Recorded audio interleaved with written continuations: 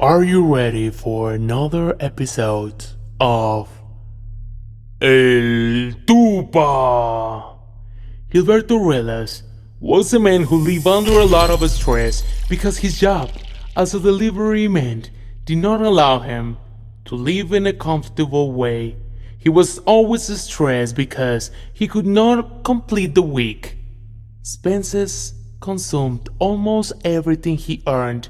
His family was made up of his sons, Daniel and Matthew.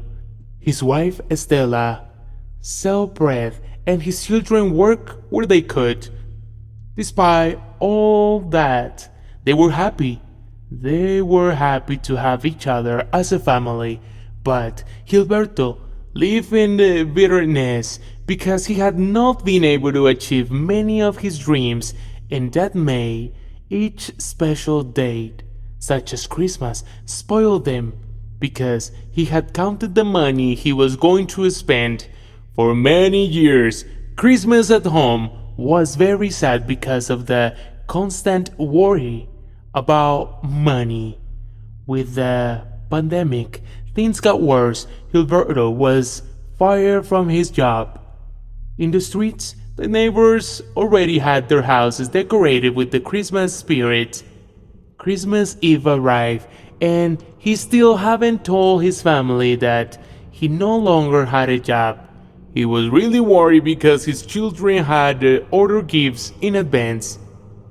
Desperate, he went to the square where they were just decorating with Christmas ornaments and asked if they didn't need an assistant or if they didn't know of a job, even if it was temporary. Despair made him accept any job they offered him. One of the men told him that he knew of a job.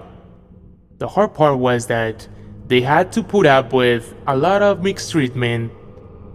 But of course, they pay very well. He had no choice but to accept. Upon arriving at the place, he realized that it was a very luxury house for rich people. An old man leaning on a cane received him, and before Gilberto could say anything, the old man told him, "I do not heal alms." But Gilberto, how strange, tells him that what he is looking for is a job. The old man told him to come in. Gilberto realized that the house was dark, only a light bulb on, a garden mountain, and cars rusting over the years. The owner of the house sat in an armchair and asked Gilberto to do the same. He began to question him. He told him, "What are you doing here? Do you want to rob me?" Gilberto told him, "Of course not. I'm just here because I want to work, so I can buy Christmas presents for my family. If you could only know that none of that is important, you wouldn't be here trying to put up with me. But it's okay. If you do everything I tell you, I will pay you very well and possibly give you gifts for your family." He began by accumulating things in a shed and then taking them out into the street.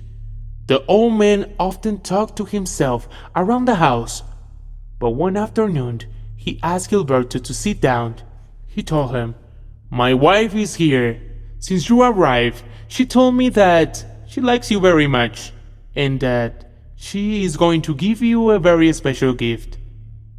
I have it in the room with the things that I really appreciate. I don't agree, but you know what to do with it. You will take the box that I indicate you. You will also receive your salary and you will get out of here. Is that clear? I will die soon. My woman is already demanding that I go with her, and I will not make it to Christmas." He told him as his last words, "Value what you have. Tomorrow you may have riches, but nothing will help you. Buy what you have now." Gilberto, grateful and a little worried because he had no job again, left the house with the box and some money. It was the last time he saw the old strange man alive. Upon arriving at his house, he realized that it was decorated very special. His family showed happiness. When they saw the box, they thought that it was a good gift. When they opened it, inside there was a very old traditional nativity scene. It had Jose and Maria and the child God. It was wrapped in a cloth. When they uncovered it, they realized it was in pieces. There was no way to fix it, but even so, the family was very excited. They kept the child in his box and decided to get another one that was in good conditions. That night, they went to sleep, but a movement of the bed woke him up. When he opened his eyes, he heard as if a man was spitting. He covered his ears and closed his eyes, pretending not to hear or see. When he opened them, he saw that in front of him were the pieces of the child God out of his box. Without a doubt, those shadows had belonged to his ex-employer. When doubt came, he told his wife. She told her that surely his ex-employers wanted to tell him that he had to repair the broken child God. They immediately began to paste it in the kitchen, piece by piece. After a while, his children left the room running towards the living room. They said that the crying of a child had waked them up. After restoring it, they put it in the bed. It's Christmas. They felt very peaceful. Gilberto put some gifts on the tree for his family, and while he did it, the candlelight drew two shoulders.